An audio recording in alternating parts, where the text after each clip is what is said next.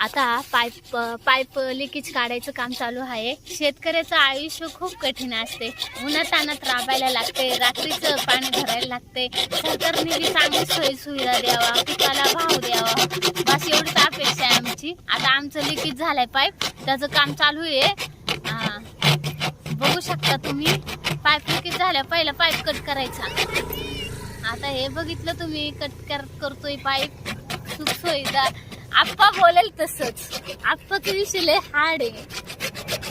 आमचं काम करणारा माणूस.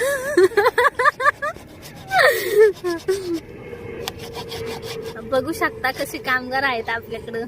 वाघाची भीती, सकाळची लाईटीची भीती. काय काय करावं यार शेतकऱ्यांनी. किती आयुष्य बेकार आहे शेतकऱ्याचं. पैशाचं नासधूस. पाईपलाईनचं काम चालू आहे मंडळी. तुम्ही बघत आहे सुवर्ण चव्हाण शीतल ब्लॉग. कसं काय मंडळी, आप्पा म्हणून तसं आता चाललंय पाईपाचं जोरदार काम. जोरात चालवायची नसेल,